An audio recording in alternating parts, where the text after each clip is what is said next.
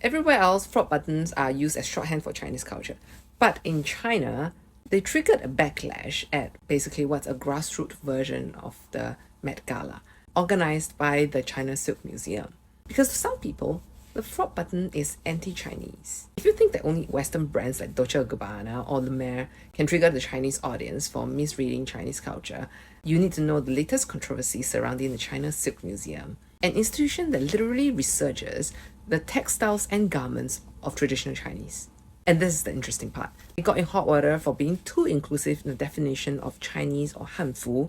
They basically equate the two with each other and therefore be seen as erasing the Han Chinese identity.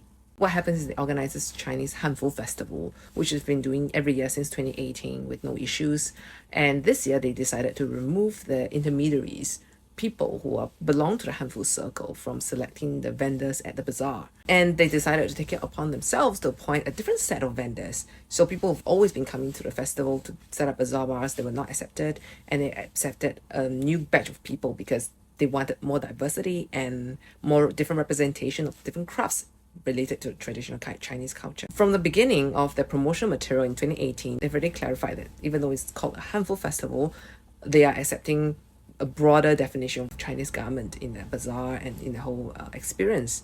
But the name Hanfu Festival created a different kind of expectation. For years, the tension wasn't obvious because people know the title, they came in Hanfu, and the people who select the vendors were from the circle, so they didn't choose anything outside of that safe premise.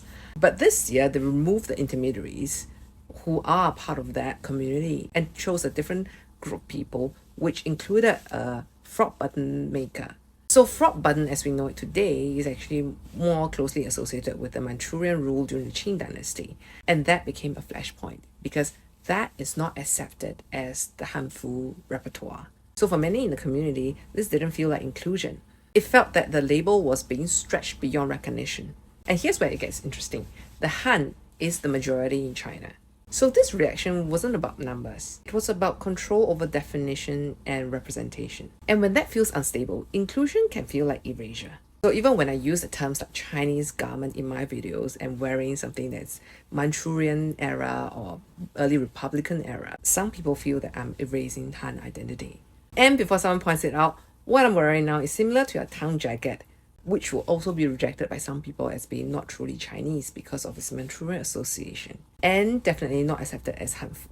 And for me to wear Manchurian-inspired garment while having the Instagram handle of Hanfugirl can be seen as a betrayal of the tribe.